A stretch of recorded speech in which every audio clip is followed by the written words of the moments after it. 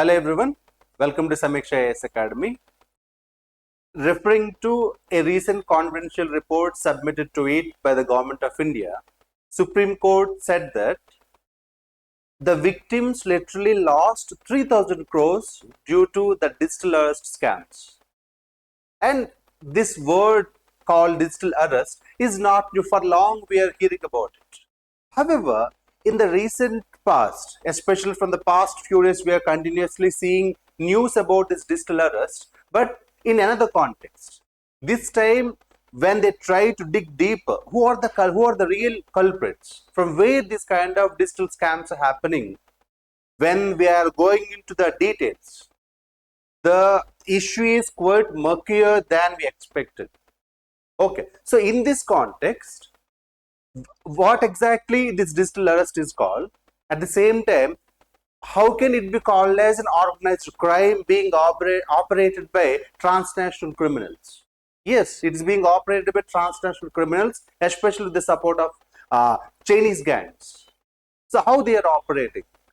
Right. So how we should protect ourselves from these kind of scams? This is what we are going to address in this particular video. All right. If you see, these are the three questions we are going to address. Question number one, what exactly digital arrest is all about? Question number two, how do these criminals operate? And what next, in what way we should protect ourselves? Okay. First one, if you see, this graphic I have taken from this PTI. Right? Who are these digital criminals? Usually what these people do, they will be making some unsolicited calls to the victims, usually mentioning that you guys received some illegal goods in your name or in the name of your relatives. They will be creating some kind of scary moment, and they will be asking these people to be there in the video call as it is, until unless we complete the whole, until unless we fully narrate the whole issue. And what should be done? They want everything should be done when the victim is in the video call itself. That means they want the transaction to be completed then and there itself.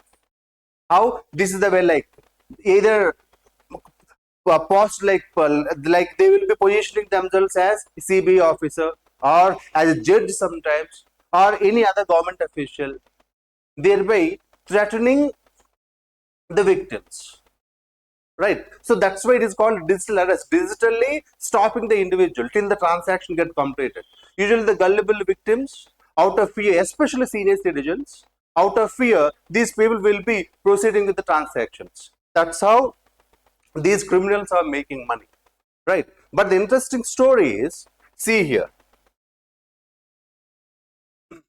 So this is already we just explained, just for your case by just showing it here. But this is the most important aspect. Just observe the map, right? So why I showed the map here? Here you need to understand one important aspect. How these people are operating. Especially here, there are two types of victims. One is victim number one, the individuals who are working in these organizations, right? Workers. Okay. The second one, the customers. Because for these kind of crimes to operate, they need people. How they are recruiting the people? Usually people from India, from Bangladesh, from here, they are being recruited in Thailand. Okay. So what these people are doing, first they are choosing this Thailand as a location. Here they have started recruiting the people. From here, they being taken to Myanmar. From Thailand to Myanmar. Why they are operating in Myanmar? Why? Because in Myanmar, due to right now the control of military, there are some groups, especially groups like what we call them as border guard forces.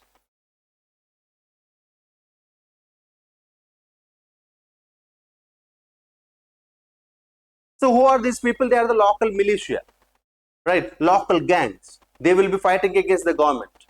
So these local militia, they want funds. How do they get the funds? Earlier, these people used to get funds by selling drugs. But right now, due to imposing restrictions, these people providing some kind of hostage to these criminals. So it's a kind of win-win situation for both. On one side, we have the cyber criminal. On the other side, we have groups like these border guard forces. What they're doing? These people are providing them the money. These people in turn providing them the host. Okay. So this is how they made a setup over there. Then the people from Thailand, they are being taken to this place. Here they are operating. Digital arrests are not just about calling people just for getting money. It is a quite organized network. You know, organized crimes, right? They will be operating with proper corporate setup. There are views, certain words like pig butchering. I think you might have heard about this word called as.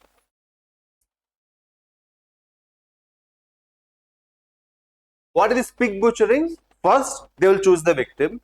Initially, if that is the male victim, then they will use the female person. And the female person initially will evolve into all kind of romantic activities. Then after that, lure the victim, allow the victim to invest. Once the individual invests the money, then they will cut off the relationship. What we call this as pig butchering. Keep the pig until it gets, right, until it gains proper weight, then butcher it. So this is how it's a proper organized network being operated. So that's why whenever we come across this kind of digital arrests, don't expect that these are just small things happening in a very sporadic manner. No, they are not sporadic events. They are being operated by proper gangs. As we just mentioned, especially the crime syndicates from China. With this reason, to tackle these kind of events, definitely just one individual or one institution cannot tackle this. That's why the court also mentioned here that we need a proper system for this. That's why on one side, at the individual level, whenever we get any kind of unsolicited calls, right, we must not answer them. And second most important thing, especially at the RBI level, how it initially did these campaigns against this, don't share the OTP. In the similar fashion, we should also start this campaign by RBI kind of institutions. And the government also must put pressure on these countries where they are being operated, especially countries like Myanmar, China, Thailand. We have to start these diplomatic talks with these people. Eventually, at the United Nations level also, we must come up with a proposal. If required, we must pass a resolution to stop these kind of digital arrest type of events so that we can protect our people. Because it's becoming an organized crime, we must need global support for this. Understood that? In that way, we can stop these kind of things to happen in the coming future. Okay? Thank you.